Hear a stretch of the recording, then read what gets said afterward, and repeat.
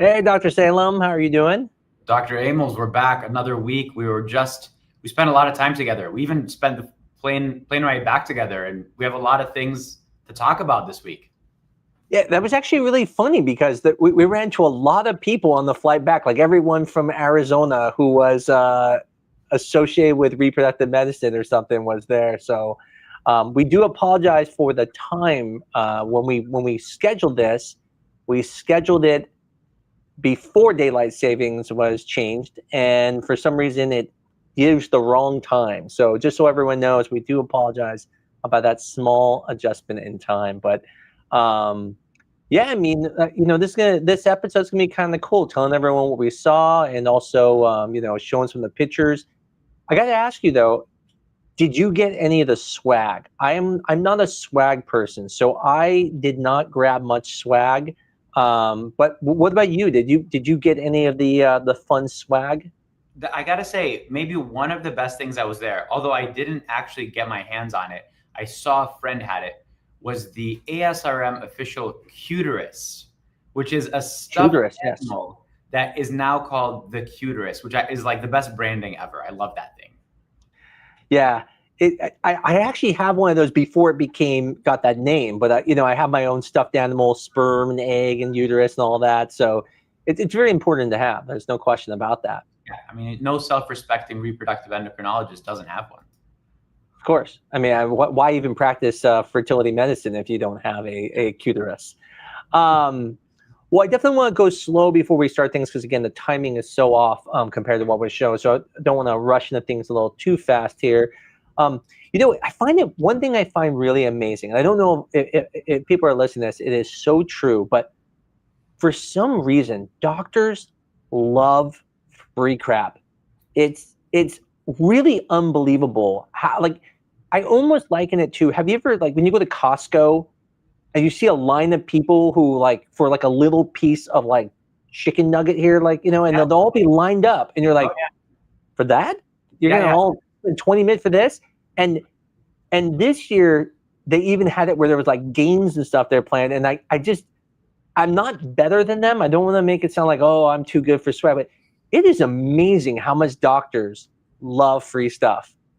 And yet they could buy all of that probably pretty easy, but doctors love free crap, man. I fortunately or unfortunately, that's true. Now, I will tell you, I'm that guy in the Costco line getting the quarter piece of a chicken nugget. Like I just You have you to try stand for it. the free sample. I want a free sample. I want to try what's new. And just like I want to stand at Costco and try the new product there, I was standing in line at these booths. I was curious what they were gonna tell us about whatever their product was, and I think that's part of what we get to talk about with our our patients. It's kind of cool. Now, Yeah. I Yeah. do leave a lot of the free pens behind these days. Yeah, I don't get the free pens, and like, if it's something my kids want, I grab it. I'm like, oh, my kids want this. My kids would like some candy and things like that. So that's usually where I grab the stuff. But well, I think people are starting to realize we're on now. Again, there was a little mix up on the timing part. We apologize about that. But what did you find? I mean, first of all, San Antonio, pretty cool town. Yeah, very cool Uh, time. Really like Yeah, San it was Antonio. that was a very cool town. I've never been there before. It's small, but it's a really cool town. It has a really cool nightlife with the Riverwalk. I thought that was amazing. Um, and so, anyways, I'd love to know what you thought of ASRM just overall, and then we'll kind of get into like the stuff we saw. Yeah, no, definitely. I mean, San Antonio, that's where we had it. ASRM, just reminder to everybody, that's the big national conference for reproductive medicine. It's the main conference where all the science gets presented, everybody comes with the all the vendors kind of show you what's newest and greatest in what it is that they would like to implement in the lab, in the clinic. But so what else was wonderful? Well, San Antonio, fantastic town, love it there. People are so nice.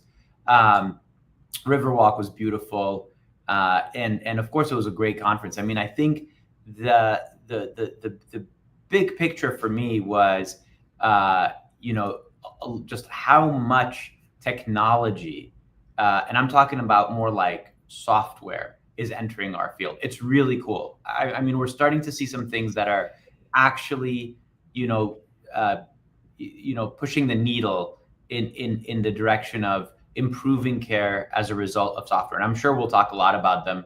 Dr. Amols is like, the CTO as well as the CEO. So he's going to give us some really cool insights too. But I don't know, if there's like one main big theme, what was it for you?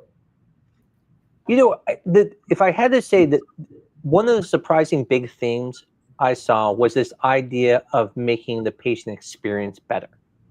I think one of the things over the years I've been going to ASRM, there are kind of two parts, right? There's obviously the scientific part, which, read journals and stuff, we learn that stuff, and it's great. And sometimes there's some groundbreaking things, right? One of the big groundbreaking things right now coming out are the PGT, and then it's going to be the fast thawing, and we'll get into that in a little bit. But the other thing is that, as you said, there's always like new equipment coming out. There's things that are advancing stuff, and they're still there. A lot of safety features up, but the big one I keep seeing a lot of is this patient experience, and it's pretty impressive. I mean, some of the companies that are coming out, they're all trying to create this great experience for patients, which is fantastic. I think it's a great idea, and so I saw a lot of that, let's say at that expo, surprisingly, a lot of time lapse. I think every single company now has some time lapse, which I found a little surprising because it's not a standard, right now. But it's because we're getting near that hump. When eventually we get to that point where AI can determine the best embryo to put back. I think at that point, that's when things will convert over. But to me, that was one of the big technological things. But yeah, patient experience. I mean, how many times did you and I where we would talk to, let's say, like someone, and in that situation, I would say some software or something that maybe advances things, and then they go, oh, but here's the patient side of it. Look at this. We send this beautiful thing that explains this to them. I mean, I don't know if you saw it, but there's a lot more focus on how did the patients feel. When you look at the EMRs now, like it's how's the patient stuff.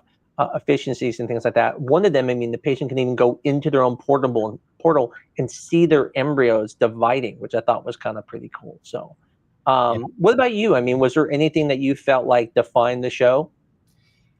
I mean, it's always hard to say like, hey, was there one defining thing? I mean, there were a lot of talks about, the theme of ASRM this year was global collaboration to advance, IVF and reproductive medicine. And that's wonderful. I think that was fantastic.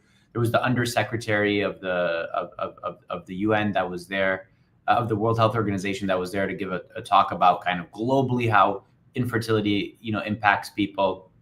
And I thought those things were very interesting. But a little closer to home, there was definitely, in my opinion, just an enormous amount around the opportunity for technology to kind of overlay some of the instruments that we use, whether that's ultrasound or whether that's our medical record system, so that, it's kind of, there's an AI integration for answering questions for the patients as quickly as possible, or AI in the lab, some of the AI having to do with selecting out the best sperm or the best egg.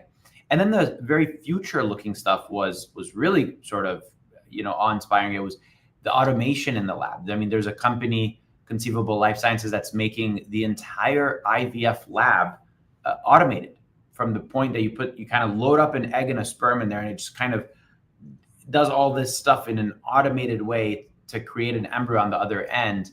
I mean, that's not here today. That's not, although there are pregnancies actually from this technology, but it's not, let's call it, in the mainstream yet. But it was very interesting seeing how they were, talking about these things. But so for me, the one thing that linked us all together was, technology innovation in reproductive medicine, especially as it revolves around, the integrations of AI and software to improve patient outcomes. I totally agree with you with the patient experience part. I just didn't want to say the same thing. Actually, while we're talking about this, let me see. This is one of those ones that you were talking about. Hopefully I don't say anything stupid in this.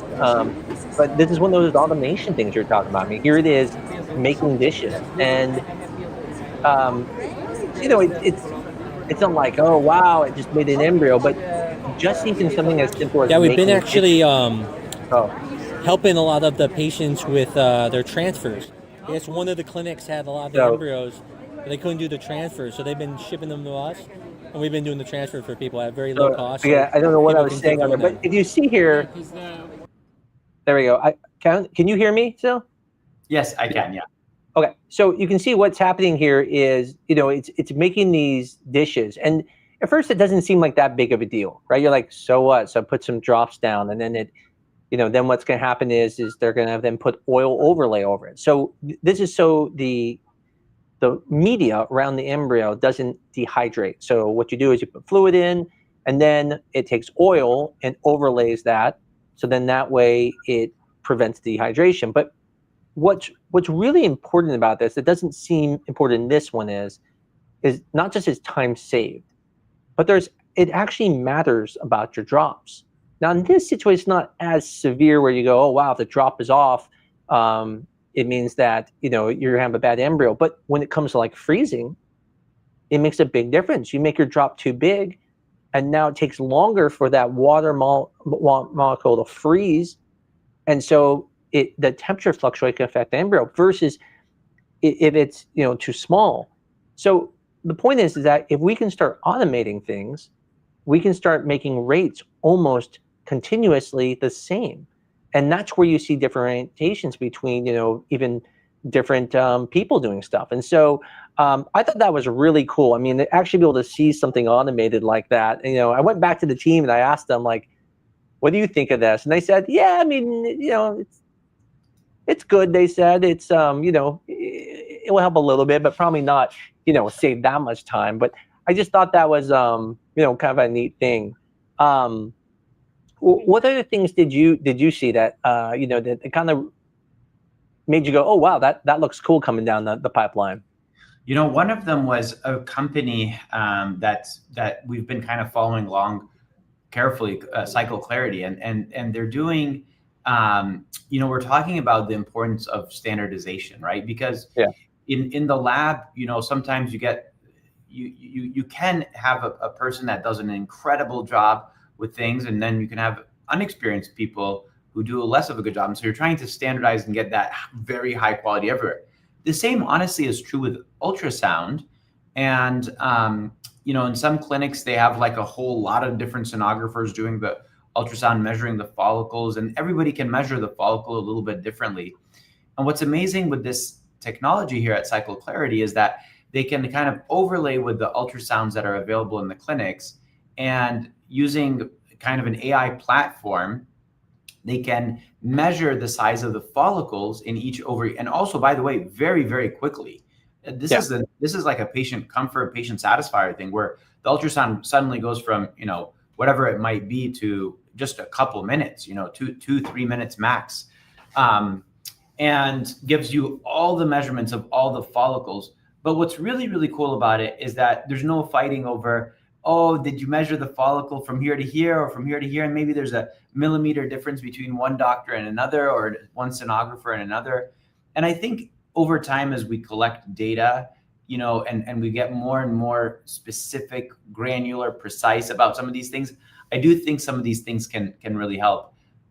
It can help in two ways. The first is patient comfort, because now the patient's ultrasound is now shortened down. They're not in that, uncomfortable situation for as long. And the second one really is around, us, like Dr. Amols and I can share our ultrasounds and be very, very confident that the follicles are being measured exactly the same way. But what else did you come away with from this company or from this innovation?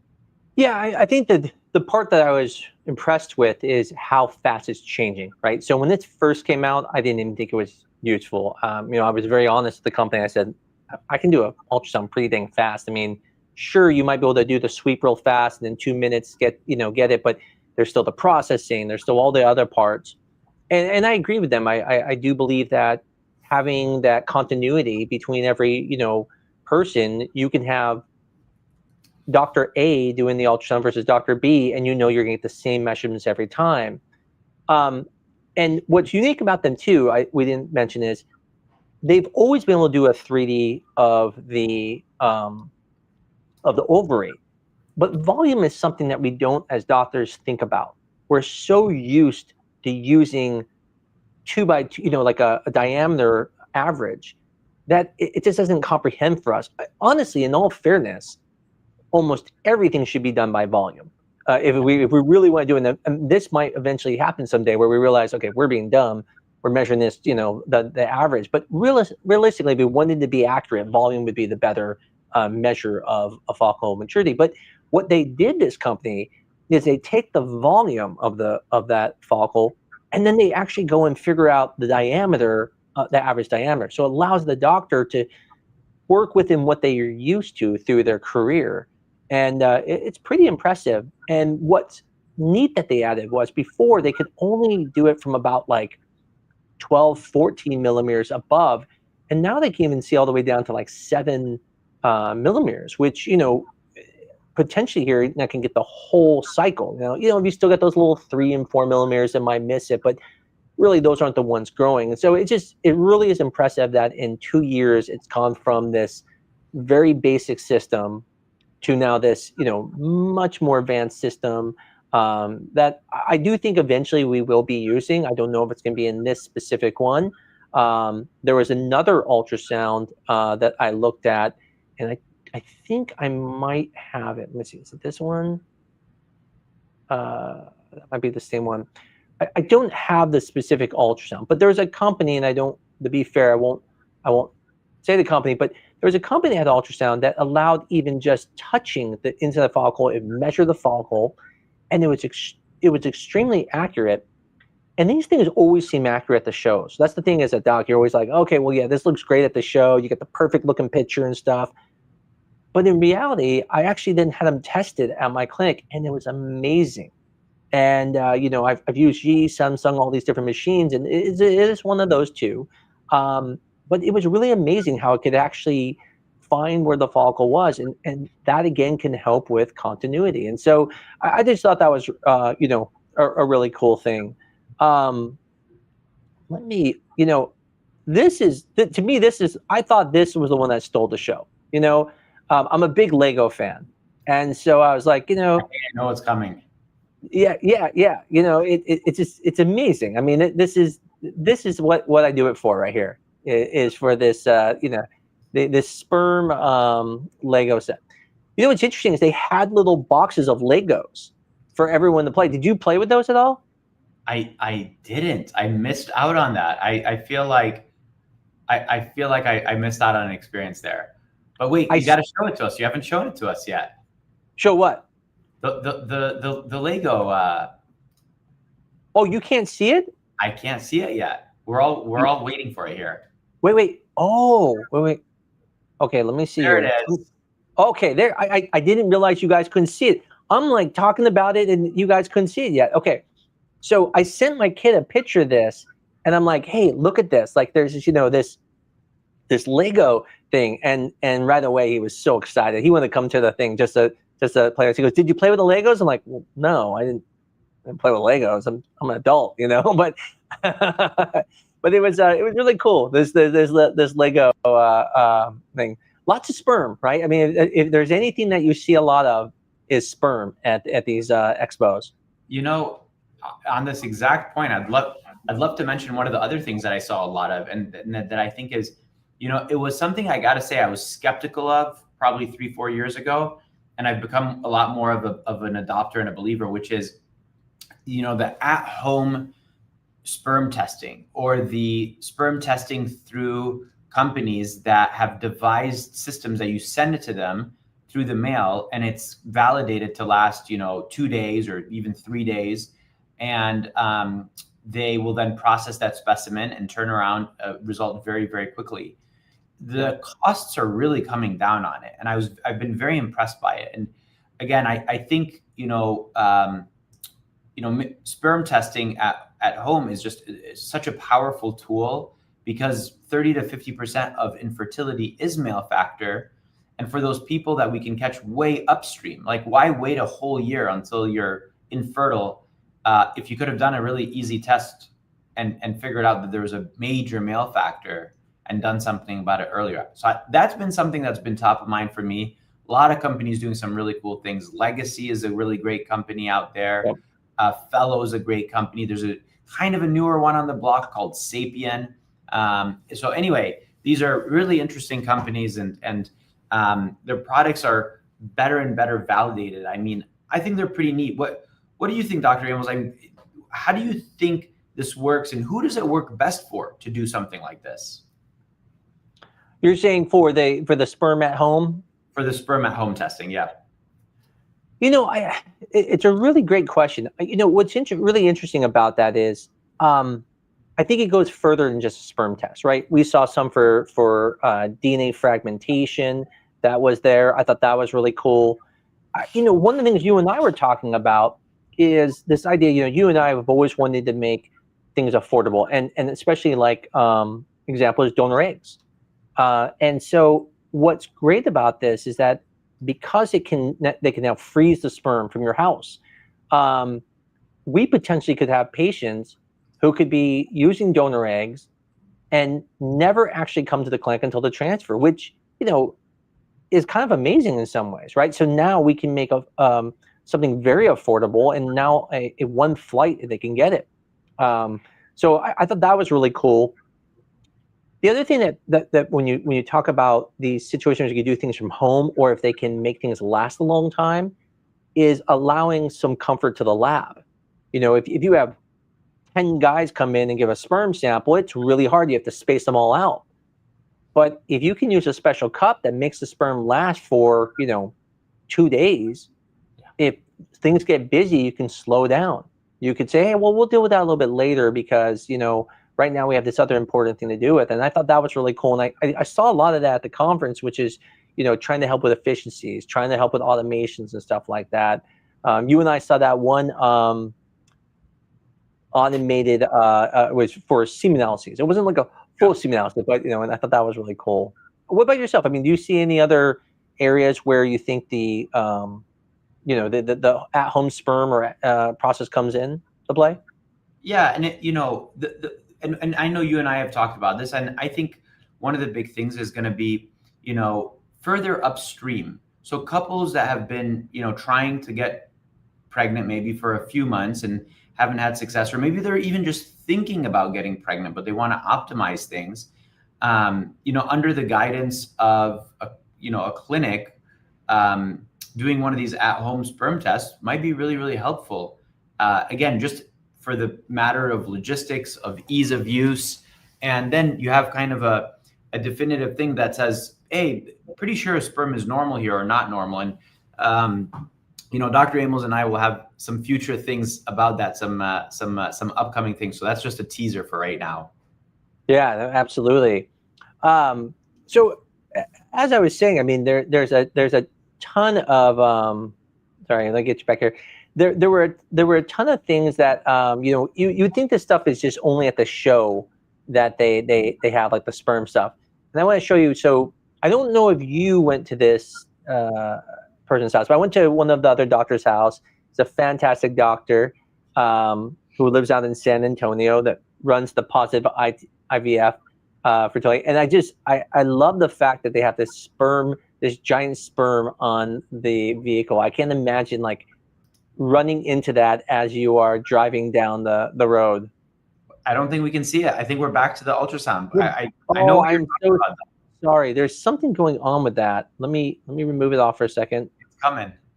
Yeah, that I don't know why it's doing that. Let me hit give me 1 second here. Okay, can you see the car now? I think we're back to the ultrasound. Yeah, there's some technical difficulty going on here. I'll get that figured out while we're talking. But you know, one of the things you know, it's really cool to show is meeting a lot of people. I mean, you know, you and I get to see, you know, multiple friends there. You know, some of our colleagues that everyone knows. You know, people like the Egg Whisperer and stuff like that. And you know, who was it kind of neat for you to meet when you were there? Like some of your friends and stuff and colleagues. Oh my gosh! So there's a couple I didn't get to meet her. Tara Lipinski was there, but I got to see her. She was talking, and definitely a lot of my friends, my colleagues that are doing really exciting, interesting things around the country, at their own either academic IVF centers or their own fertility centers. Just really, really great exchanging some ideas with them. My friends over at Terra Fertility, which are doing a great job out in Boston. They just launched that practice out there, and a huge shout out to them. They're doing really innovative, cool things out there. Oh, there it is. Okay, you can see it now? There it is, yes. It's so weird. I see it on my screen, and sometimes you guys don't see it. So yeah, so this is the vehicle again. Great clinic out there in San Antonio. If you're there, check them out. They're fantastic. But look at that giant sperm on top of there. I would be scared to death if that thing was driving behind me. I feel like the only way to make that right is if you and I had company cars and one was a sperm and the other was an egg, and we just, caravan. That is a great idea. That is actually a fantastic idea. Now, I know we've had this question before on the show is who's the sperm, who's the egg. So that one we're gonna have to figure that one out. But yeah, and so I was at his house. He had like a little get together. All the people were there, and it was just a lot of fun. And when I stepped out and I saw this vehicle, I thought, wow, that's going beyond just saying like here's the big sperm on it. So I thought that was fantastic to see. One of the other things I saw a lot of was the time lapse. Everyone had a time lapse. I felt like let me see here. Let me remove this one and let's see if I can get this one to come up. But a lot of time lapse. No, there was car. Looks like do you see the time lapse now? Yes, we see it there. This is the Aztec's time lapse. Yep. Yeah. So this is Aztec. They have a time lapse.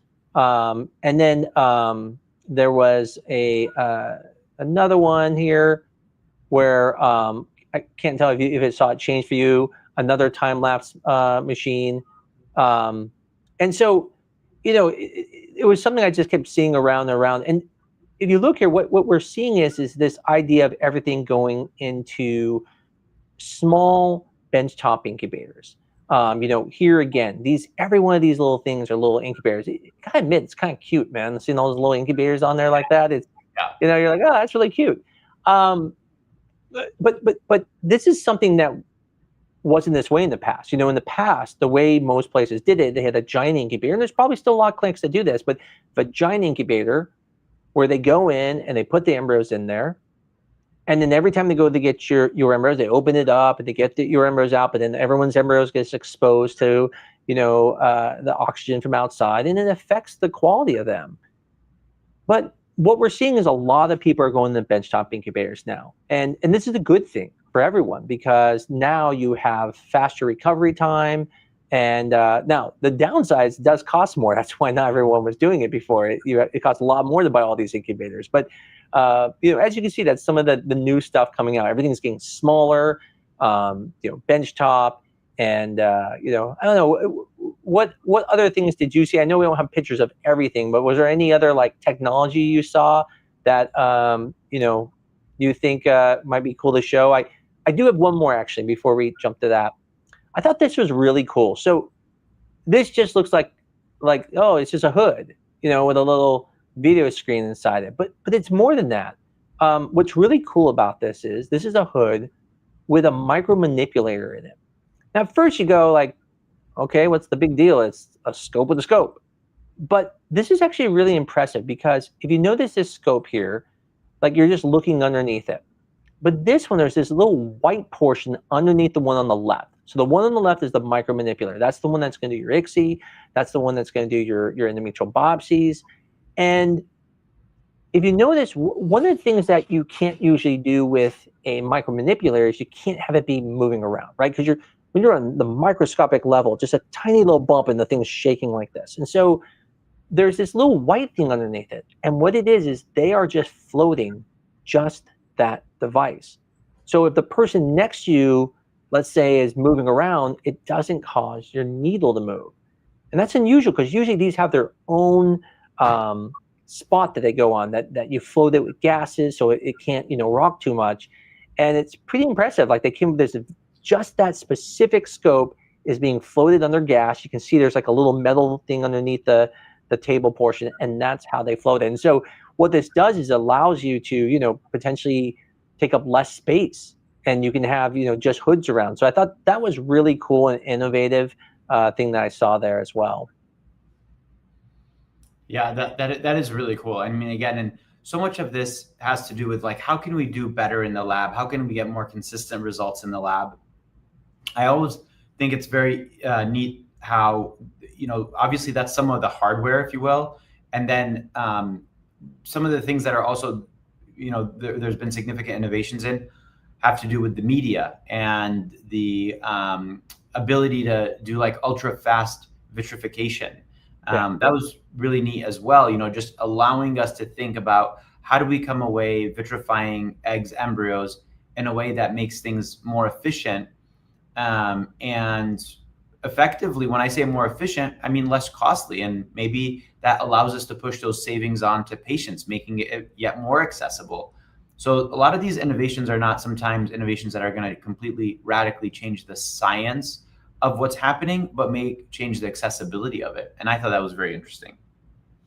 What did you think of, one of the big things I was talking about in the beginning is this idea that, we were going to do fast thawing. So just so everyone understands that when you freeze these embryos and you vitrify them, to thaw them, it's not just like you throw in the microwave, even though I made a joke about that in a TikTok video.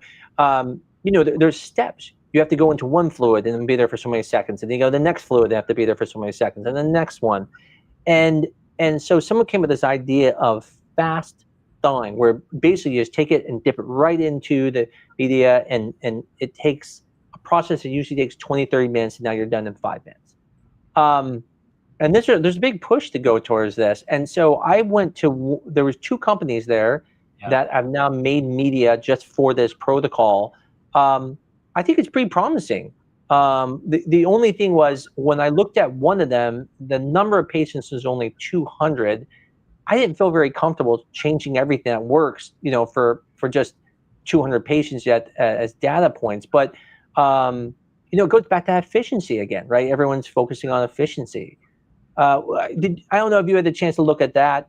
Were there any other things that you saw that you thought were pretty cool? I got a couple more I'm going to show pictures of that I thought were pretty cool as well. Yeah, you make a great point there. I just kind of want to underline it too. Like, it's this idea that, there's a lot of stuff that's cool and interesting, and there are preliminary studies on, but like, what our job is as medical directors of the, of our clinics, is to make sure that we're being very responsible stewards of these new technologies. And so a lot of times we look at something and we say, not enough data. It's promising. It looks good, but we want more data, just to make sure that as it's playing out, that these things are, effective, safe, efficient, all of the above. And so many of the things that we see, actually the vast majority, are things that never get implemented because we kind of take a look at the data and it never goes live. But it's kind of like, the difference between a concept car and the real sort of manufactured car, if you will. Yeah, absolutely. And I think you hit the nail on the head. Concept car, like this is like a concept bike, This is one they're trying to get everyone to purchase. So you can kind of see in the background here, it's a little bit of the the Expo. I think they have like FemView in the background to the left, and on the right you have some other reps out there. But yeah, you hit the nail on the head here. I mean, like this bike looks amazing, right? It's hilarious, but is it really good to use? No, I mean that bike would be horrible to use as a regular bike if you were going to try to go, let's say, mountain biking or going distance. And so that is our job as a fertility doctor. These things are all great, and they come with a bunch of data, and they're like, look, it's the best and the newest. But then that's where doctors need to come in and go, well, but wait a second, is it really good? I mean, I get people all the time coming to us saying, oh, you got to use our new PGT platform. I'm like, oh, okay. And I listen to it. And you start getting down to the data, and you go, but how do you support that? And I think that's always important for patients. Like, it's great to get the newest stuff, but the newest stuff needs to be somehow tested and make sure it doesn't affect people's chances as well, or, it's just not wasting money because it's new. This was a really cool thing I saw. One thing is storage. So storage is a really big thing going on, and people run out of space. Most of the time we use these things called dewars, which are kind of on the ground. They hold a decent amount of patients, but eventually you run out of room, you have to get another one, and eventually you go like, well, what do I do when I have lots and lots of patients? And so they're coming up with different ideas. And so this was a massive one that we saw. This is what holds frozen tissues like embryos and eggs. And what's really interesting, I mean, if you look, this thing is so big, they have to have stairs with it to get to it. When I showed this to my embryologist, they're like, oh, that's really cool, but oh my God, I don't know if I want to be going up steps with someone's stuff. And that was funny because I didn't think about that. It just shows you how like the thought process is so different. And I'm thinking, this is amazing. And then they made a point to me. They're like, what if I fall off the steps? What if I trip going down? Like I drop all their stuff. I was like, wow, that's a really good point. Did you think of that when you were looking at this, or were you like me going, oh, that's really cool? So interesting that they said that. That's such a good point.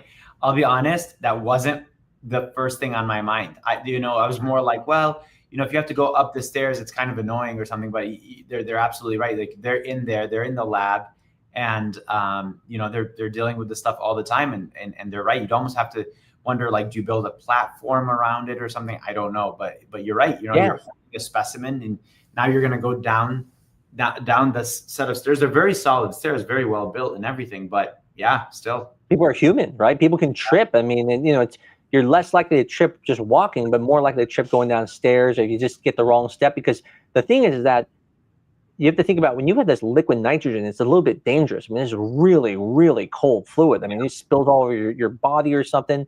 And then you have someone's babies in there, right? And so potentially, I mean, I never thought of it that way. I was like, wow, that is a really good point, and something that I thought was impressive. And this is why it's just so important when you're looking to get things that you talk to your whole team, because as doctors, we're like, yeah, and then you have someone who does it, and you go, oh, not as cool as we thought it was. So, but you can see that everyone's trying to condense everything into smaller areas. So it's becoming more about real estate, because real estate's expensive. If you were a California New York clinic, you probably pay more for 1,000 square foot than people do in Texas and Arizona for 5,000 square foot. And so space matters.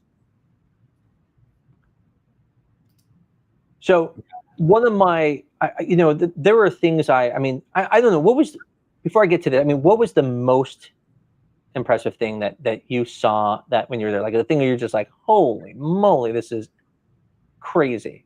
Oh my gosh, putting me on the spot for the single most impressive thing. Ooh, this is a tough one.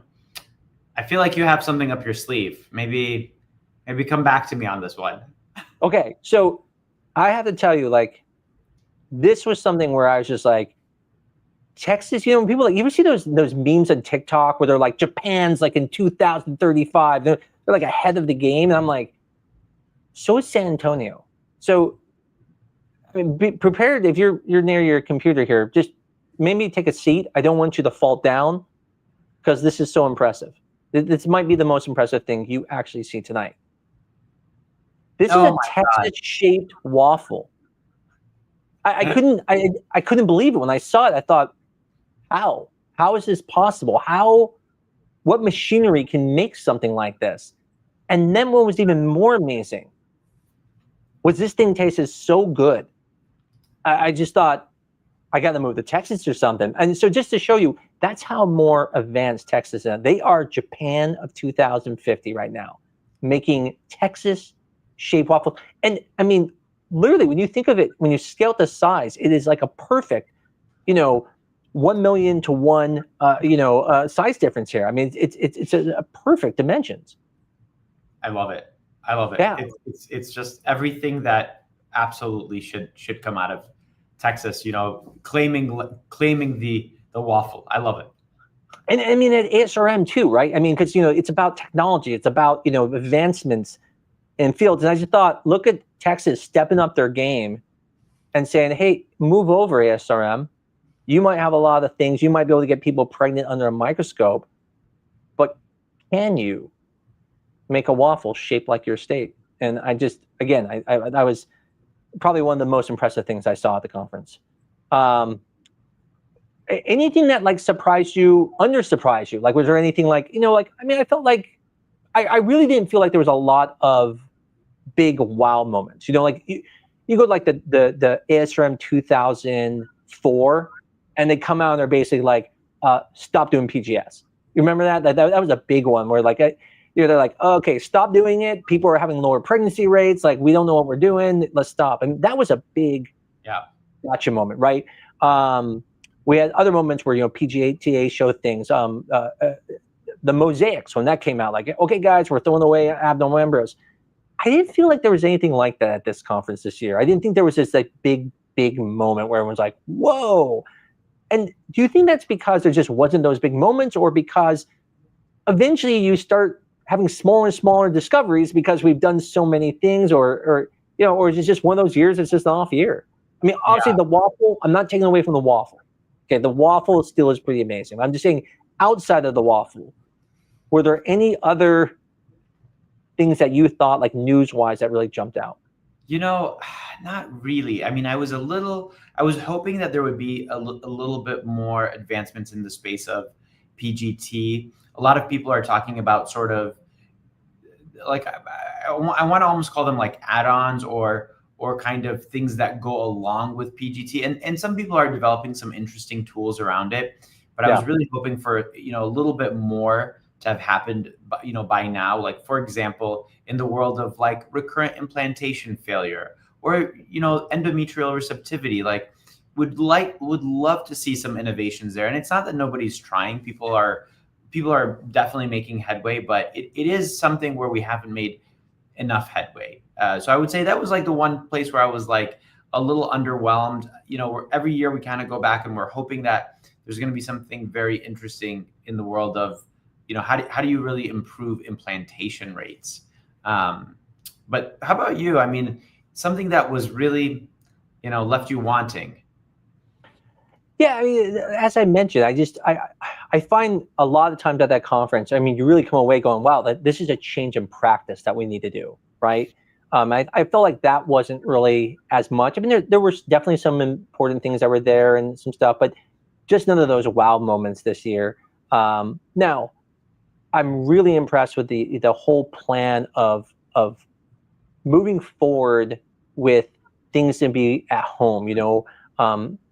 People can, not have to come to the office for things. I mean, you and I, as we walked through that entire conference, we kept saying, oh, wow, look, we could possibly do that. And then they wouldn't have to come to the clinic, or, to make things just more accessible, easier. Because, I mean, realistically, and this is what people should think about. Imagine if someone could send you an ultrasound to your house, and it was simple. You place the ultrasound, it does the ultrasound for you. Within 2 minutes, it's done. And you put a little thing that pricks on your arm, and it sends the blood to us, and we get the results. And you never have to leave your house. You can keep working, never have to take time off. And then we're like, okay, make this adjustment in your med, and you show up for the retrieval. I mean, you and I, because our goal is to make things accessible and low cost, we'll bring the cost down. I tell people all the time, our costs will go down in the future the more and more that we can make the costs go down.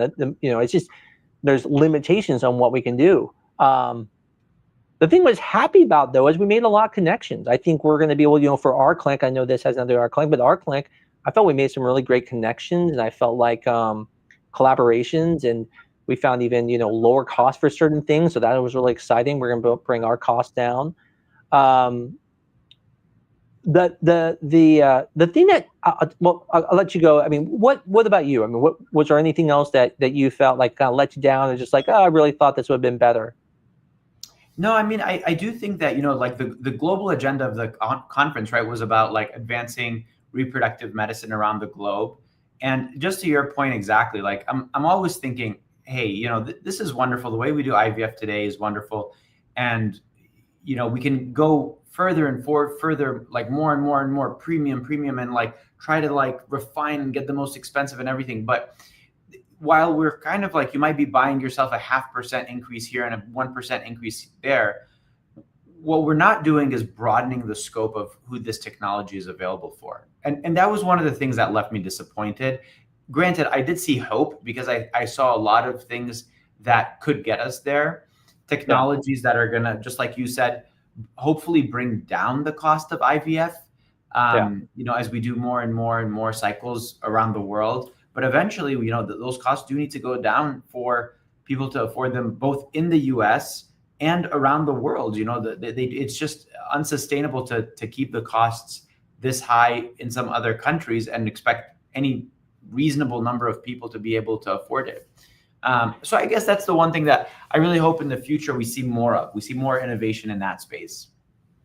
Yeah, when you talked about the PGT earlier, so I did talk to a lot of companies, and we're at this kind of unique point. I felt like PGT was flying up like this at one point, and it still is in some ways.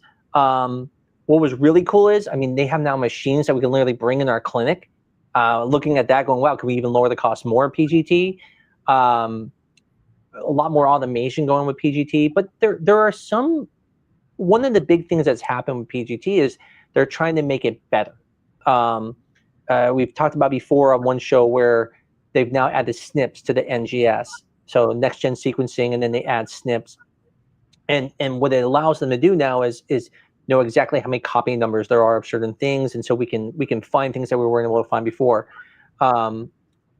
But there's still that issue with the mosaicism, that still runs in a little bit, or inconclusive embryos and things like that.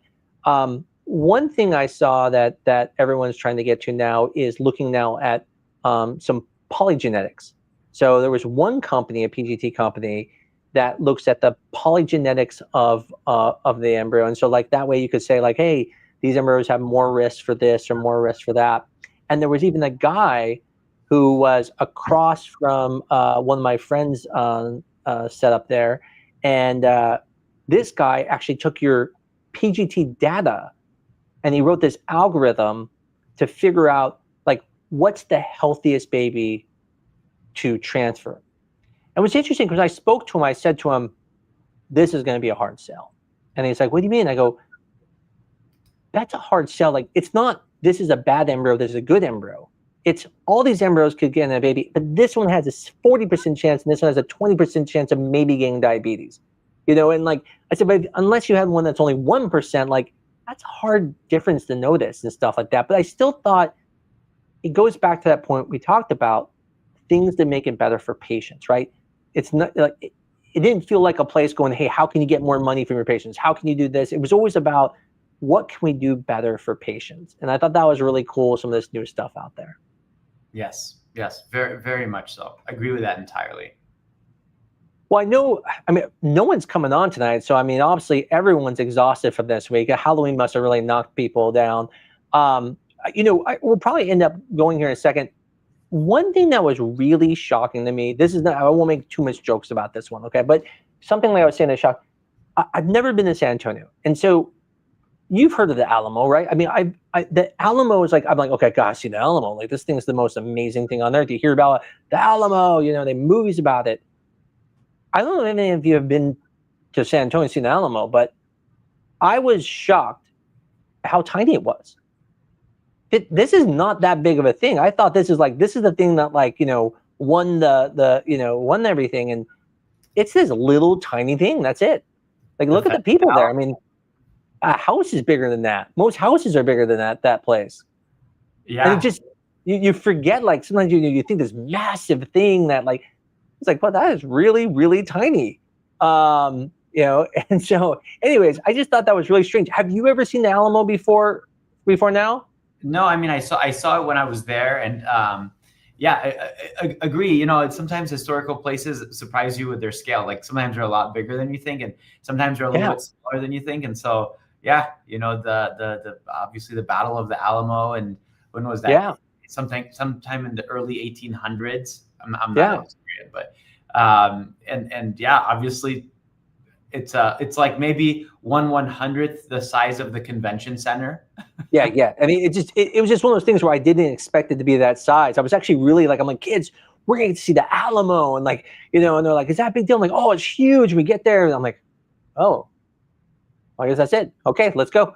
So it's just a lot smaller. I like read the history and everything there. Like it's really, we forget sometimes how much we progress civilizations. Like when they talked about like the town was really busy, like 30,000 people. I'm like, I just went to a concert with 90,000 people. Like, I'm like, you know, you start to realize like, wow, this is a different world than we live in. And so anyways, anything else you want to talk about? I wanted to show something I think is so cute. Someone that I care about got this for me.